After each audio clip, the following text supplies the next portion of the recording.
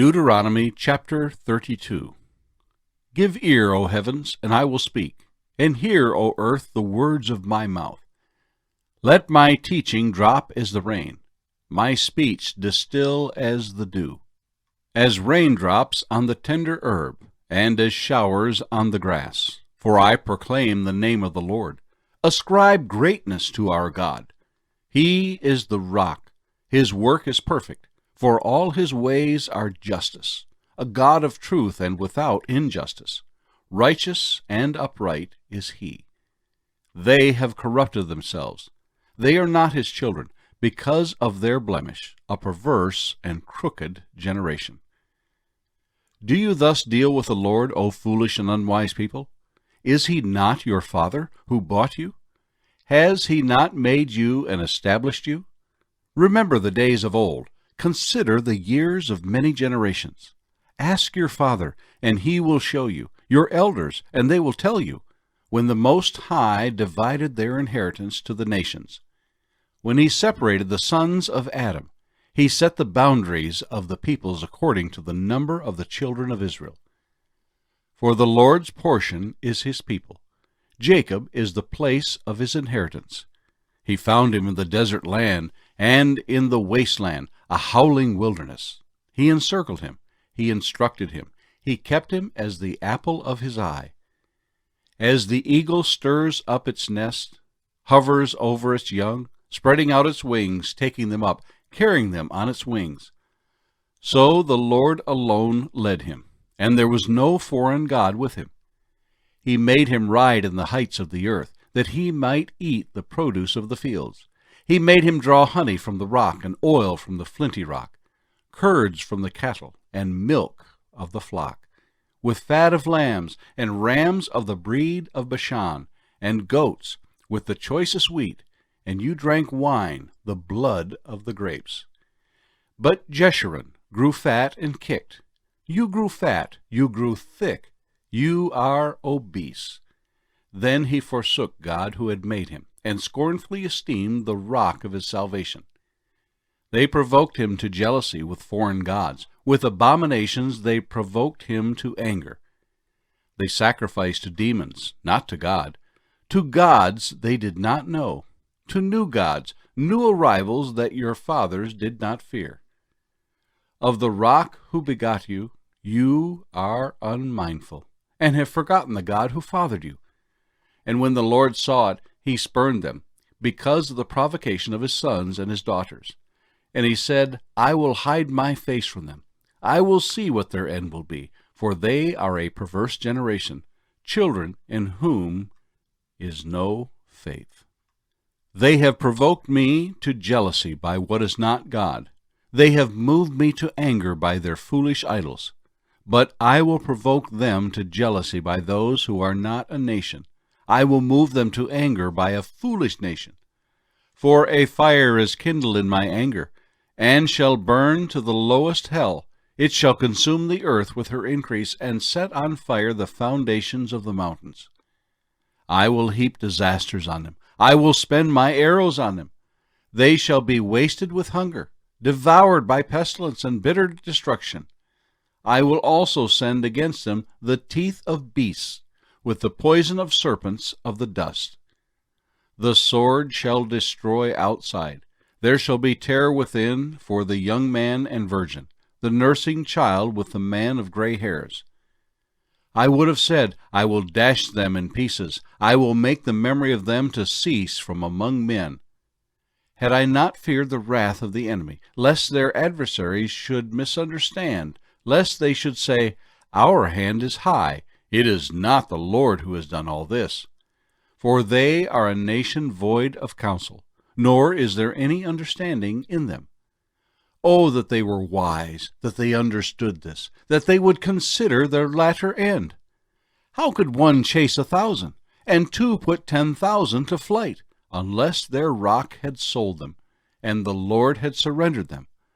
For their rock is not like our rock, even our enemies themselves being judges. For their vine is of the vine of Sodom, and of the fields of Gomorrah. Their grapes are grapes of gall, their clusters are bitter. Their wine is the poison of serpents, and the cruel venom of cobras. Is this not laid up in store with me, sealed up among my treasures? Vengeance is mine, and recompense. Their foot shall slip in due time, for the day of their calamity is at hand, and the things to come hasten upon them. For the Lord will judge his people, and have compassion on his servants, when he sees that their power is gone, and there is no one remaining, bond or free. He will say, Where are their gods, the rock in which they sought refuge? Who ate the fat of their sacrifices, and drank the wine of their drink offering? Let them rise and help you, and be your refuge. Now see that I, even I, am he, and there is no God beside me. I kill and make alive, I wound and I heal, nor is there any who can deliver from my hand. For I raise my hand to heaven and say, As I live forever, if I whet my glittering sword, and my hand takes hold on judgment, I will render vengeance to my enemies, and repay those who hate me. I will make my arrows drunk with blood, and my sword shall devour flesh, with the blood of the slain and the captives, from the heads of the leaders of the enemy. Rejoice, O Gentiles, with his people, for he will avenge the blood of his servants, and render vengeance to his adversaries. He will provide atonement for his land and his people. So Moses came with Joshua, the son of Nun, and spoke all the words of this song in the hearing of the people. Moses finished speaking all these words to all Israel, and he said to them, Set your hearts on all the words which I testify among you today, which you shall command your children to be careful to observe, all the words of this law. For it is not a futile thing for you, because it is your life, and by this word you shall prolong your days in the land which you cross over the Jordan to possess. Then the Lord spoke to Moses that very same day, saying, Go up this mountain of the Abiram, Mount Nebo, which is in the land of Moab across from Jericho. View the land of Canaan, which I give to the children of Israel as a possession, and die on the mountain which you ascend, and be gathered to your people, just as Aaron your brother died on Mount Hor, and was gathered to his people, because you trespassed against me among the children of Israel at the waters of Meribah Kadesh, in the wilderness of Zin, because you did not hallow me in the midst of the children of Israel. Yet you shall see the land before you, though you shall not go there, into the land which I am giving to the children of Israel. The Book of Acts, chapter 18. After these things Paul departed from Athens and went to Corinth. And he found a certain Jew named Aquila, born in Pontus, who had recently come from Italy with his wife Priscilla, because Claudius had commanded all the Jews to depart from Rome, and he came to them. So, because he was of the same trade, he stayed with them and worked, for by occupation they were tent makers. And he reasoned in the synagogue every Sabbath, and persuaded both Jews and Greeks. When Silas and Timothy had come from Macedonia, Paul was compelled by the Spirit, and testified to the Jews that Jesus is the Christ. But when they opposed him and blasphemed, he shook his garments and said to them, Your blood be upon your own heads. I am clean. From now on I will go to the Gentiles. And he departed from there, and entered the house of a certain man named Justus, one who worshipped God, whose house was next door to the synagogue. Then Crispus, the ruler of the synagogue, believed on the Lord with all his household, and many of the Corinthians, hearing, believed and were baptized. Now the Lord spoke to Paul in the night by a vision. Do not be afraid, but speak, and do not keep silent.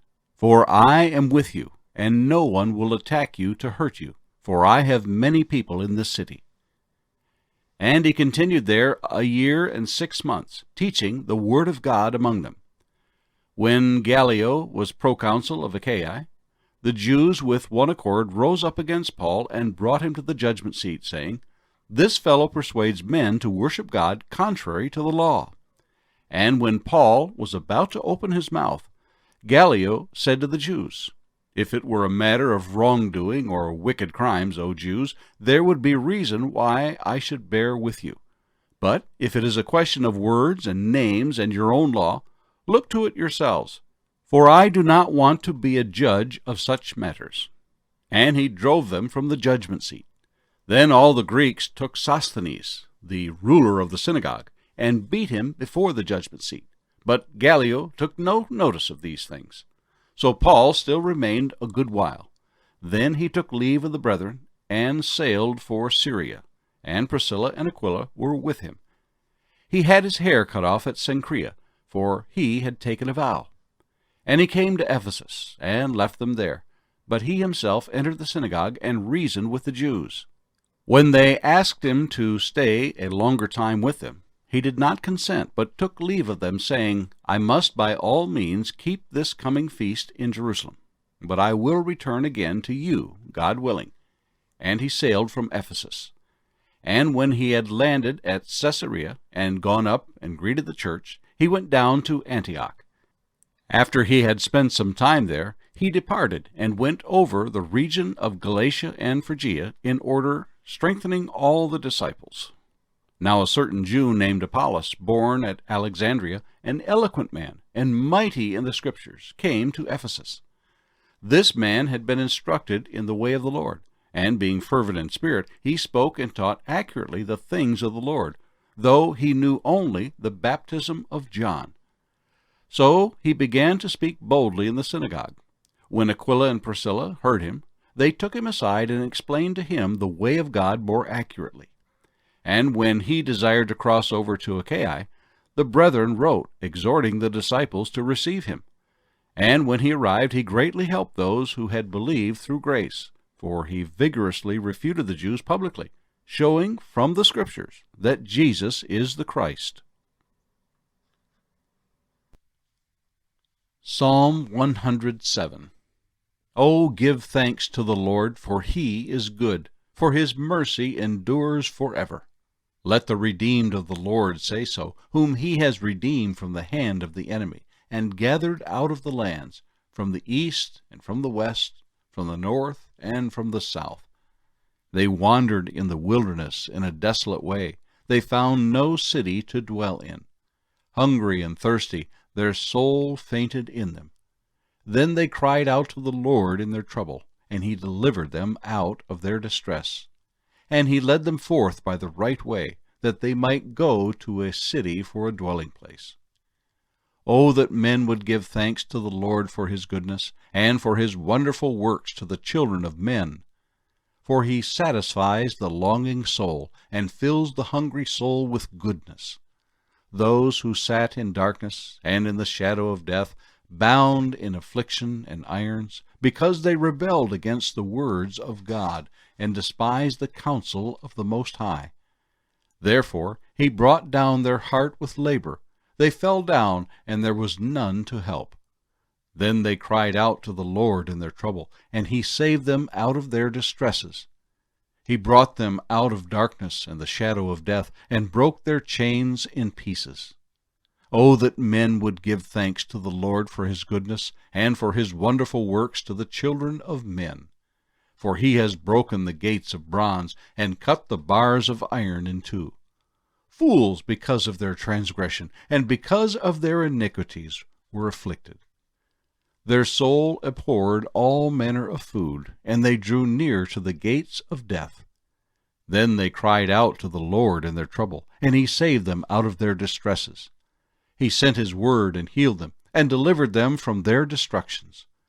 O that men would give thanks to the Lord for his goodness, and for his wonderful works to the children of men. Let them sacrifice the sacrifices of thanksgiving, and declare his works with rejoicing. Those who go down to the sea in ships, who do business on the great waters, they see the works of the Lord, and his wonders in the deep. For he commands and raises the stormy wind, which lifts up the waves of the sea. They mount up to the heavens. They go down again to the depths. Their soul melts because of trouble. They reel to and fro, and stagger like a drunken man, and are at their wits' end. Then they cry out to the Lord in their trouble, and he brings them out of their distresses.